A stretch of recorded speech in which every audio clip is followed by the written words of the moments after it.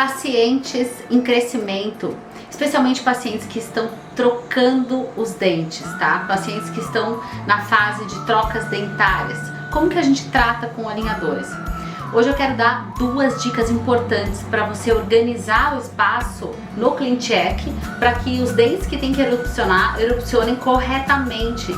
E principalmente para você não jogar as raízes dos dentes adjacentes aos dentes que não nasceram ainda, não jogar as raízes e atrapalhar o nascimento dos dentes não erupcionados. Mas antes eu quero te pedir para você deixar o seu like aqui no nosso vídeo, para você se inscrever aqui no canal da Sisters Emerald.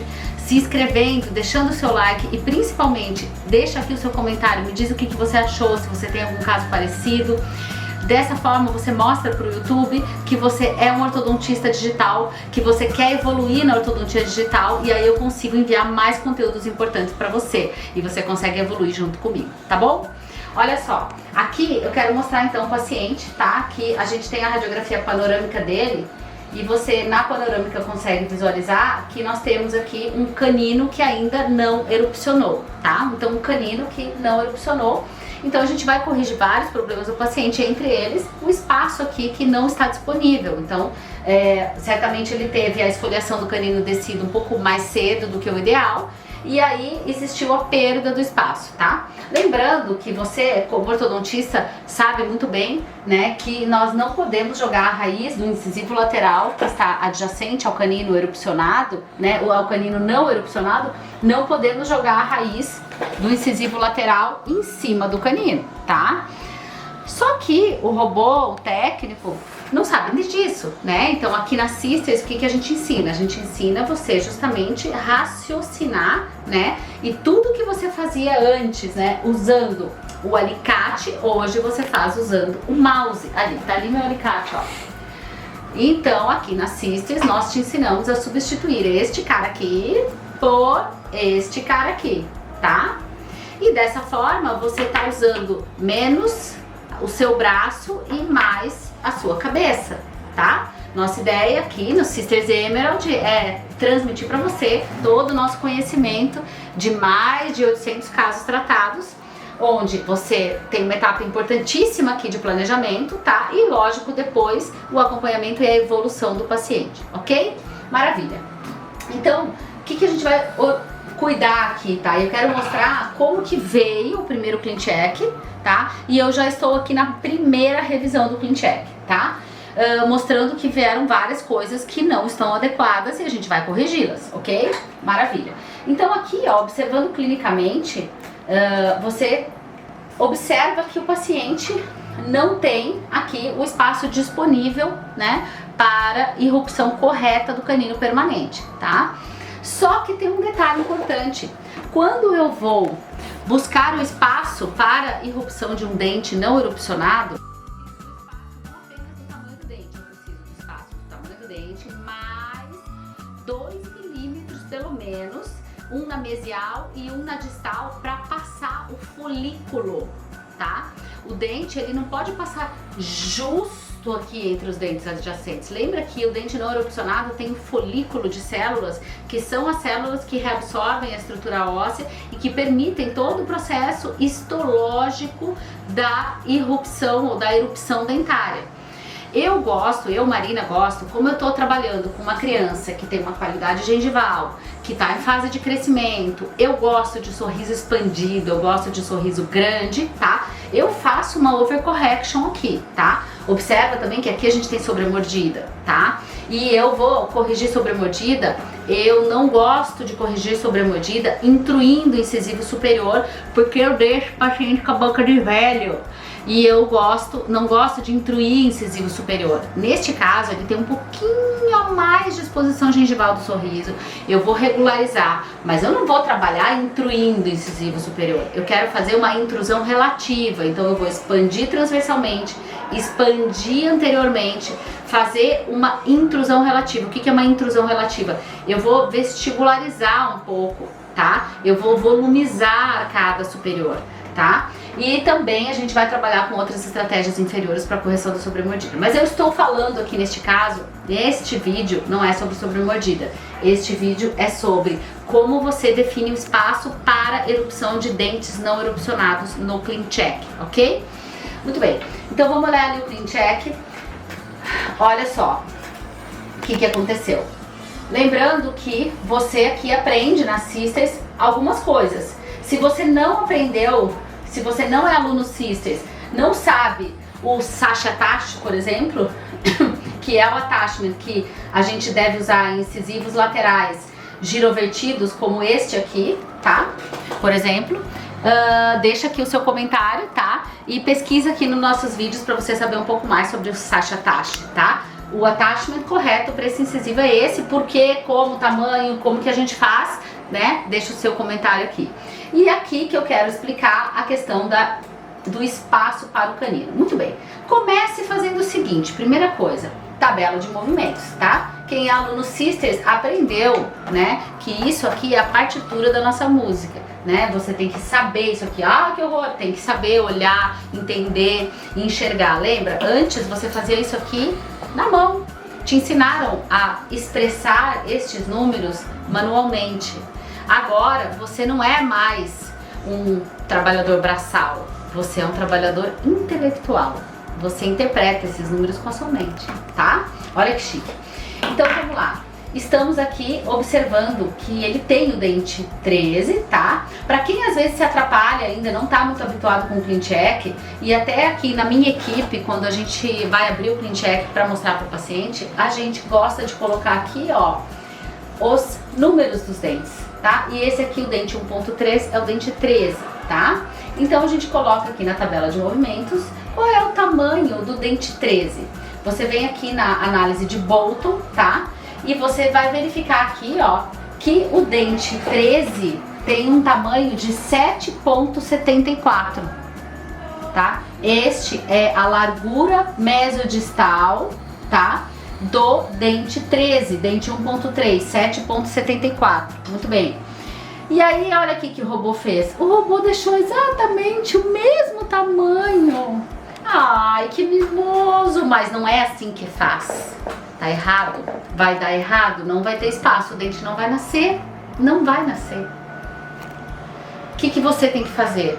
Você é o cérebro, lembra? O robô não sabe, você que sabe. O robô sabe de folículo, de histologia, de embriologia, ele viu o rosto do seu paciente, ele viu se o seu paciente expõe gengiva ou não, ele viu se o sorriso é atrésico, se tem assimetria no plano cruzado, ele não viu nada, ele não sabe absolutamente nada, quem manda é você, ok? E a sua responsabilidade também. Maravilha, então nós precisamos deixar mais espaço, não é só o espaço exatamente do dente. Primeiro que o robô supõe, né, que o dente 23 tenha o mesmo tamanho que o dente 13. Até aí, uma suposição razoável. Embora a gente saiba que existem leves diferenças de um lado para o outro, porque a gente já está vendo, inclusive, que tem diferenças, né, nos demais dentes aqui na tabela de Bolton. Mas tudo bem. Mesmo assim, eu preciso de mais espaço aqui. Então, o que eu vou fazer? Eu vou adicionar espaços. Ó, eu quero adicionar espaços, tá? Eu vou adicionar 1 milímetro na distal do 2.3 e vou adicionar 1 milímetro na mesial. Olha aí que maravilha. Agora sim eu tenho espaço pro canino nascer. Eu quero que esse canino nasça, eu não quero precisar tracionar esse dente. Sabe? Eu preciso de espaço. Então eu vejo muita gente, o dente não veio. Gente, quantas vezes chegam pra mim pacientes que foram tratados em outros lugares, o dente não nasceu, precisa tracionar o dente. E eu vejo que o colega não ofereceu nem espaço pro dente nascer. A primeira coisa que tem que ter pra irrupção de um dente não erupcionado é espaço, tá bem? Pelo menos o tamanho dele e 1 milímetro no mínimo a mais de cada lado, tá? Eu vou deixar um pouco mais aqui, tá? Vou deixar 1,5 de cada lado, tá? E isso me traz a segurança de que eu vou ter espaço para erupcionar. Ah, e depois, Marina, o que vai acontecer? Bom, depois, nesse caso, a gente vai precisar solicitar alinhadores adicionais. A gente vai oferecer o espaço, vai aguardar a erupção do dente e aí nós vamos solicitar adicionais. Só que tem um outro problema aqui, um outro erro grave aqui, tá? Vamos olhar lá. Olha como estava a raiz aqui do incisivo lateral, ó, lembra? Agora vamos ver o que aconteceu na tabela de movimentos e o que o nosso querido Robosítios fez com essa angulação. Olha aqui, no dente 2.2, que é o vizinho, né, o dente 22, vizinho do 23, tá? Nós estamos olhando ele aqui e nós estamos vendo que ele teve uma angulação de 18 graus da coroa paramesial. Só que como eu tô preocupada com a raiz, eu vou clicar aqui em raiz. E eu vou ver aqui que no 2.2, meu Deus, ele jogou 18 graus a raiz do incisivo lateral em cima do canino. Ah! Socorro. É uma catástrofe. Ele não deu espaço para o canino vir e ainda pá, joga a raiz em cima. Gente, aí depois fala, ai, alinhador não funciona. Claro que não funciona. Desse jeito não funciona. Não é o alinhador, gente. É o cérebro. Ortodontistas usam cérebro agora, ok? Antigamente você dobrava na mão. Agora a gente pensa, ok? Adoro pensar, gente. Menos braço, mais cérebro. Eu não tenho preguiça de pensar. Acho que pensar é bem mais gostoso, inclusive, tá? Ok, então vamos lá. O que eu vou fazer aqui com esse 22? Eu não vou, gente, jogar a raiz dele em cima do dente, né? Lógico que não. Então vamos modificar aqui, tá? Vamos aqui trabalhar modificando a posição do 2.2, certo? Eu não preciso corrigir o ângulo desse dente nesse momento, porque eu vou precisar erupcionar o canino e depois eu vou reescanear. Então, vamos corrigir aqui. Eu gosto de fazer isso, gente, olhando a tabela de movimentos. Ó, tá aqui, tá? Eu tô olhando raiz dos dentes superiores e é essa célula que eu vou mexer. Então, clica lá no 2.2 e nós vamos mexer aqui, ó, na angulação dele, tá? Que é... não é o torque, é a angulação, exatamente aqui. Clica em cima dele, tá? Ok. E aí vamos aumentar para vocês poderem enxergar um pouco. E eu vou começar, ó, a devolver a raiz dele pro lugar onde ela estava. Olha que a tabela de movimentos vai mexendo. E eu tô diminuindo a angulação distal dessa raiz, ó. Ó, tô diminuindo a angulação distal dessa raiz. Olha aí que maravilha. Ó, diminuindo a angulação distal dessa raiz.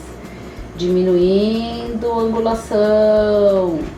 Assim, ó, 2 graus de angulação distal é suficiente, tá? 2 graus de angulação, 1.3, tá?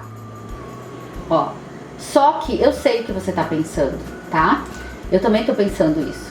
Você tá pensando o seguinte, ah, Marina, mas ó, esse dente, ele também vestibularizou. Sim, o dente vestibularizou.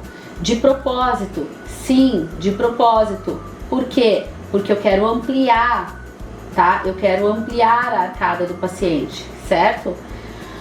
Ó, eu tenho um sorriso atrésico, eu quero uma ampliação. Eu quero que o meu alinhador faça o que eu fazia com o disjuntor antes, tá? Antigamente, quando eu iniciei na ortodontia, há 20 anos, 22 anos atrás, viva o Botox, né? Há 22 anos atrás, eu faria uma disjunção primeiro, 6 meses de disjuntor, para depois colar brackets, neste caso. Porque eu gosto bocão, tá? Por que eu gosto de bocão, gente? Porque eu tenho boquinha. Porque eu fui tratada com extrações de pré-molares, eu preciso colocar 1 quilo de ácido hialurônico aqui na minha cara pra cara não cair, porque eu tive que fazer laminados na vestibulares dos meus pré-molares e molares, porque a extração deixou minha arcada atrésica. Então eu não vou entrar nesse assunto de extração, eu vou dizer porque que eu gosto de bocão, eu gosto de trabalhar com arcadas expandidas. Claro, se eu tenho osso e gengiva pra isso, também ninguém é louco. Então, ó, eu sei que ele vestibularizou, então você tá pensando, ah, Marina, mas esse incisivo vestibularizou, mesmo que a raiz incline um pouco para distal, ela não vai cair em cima do canino, porque ele também vestibularizou. Muito bem, ótimo, concordo.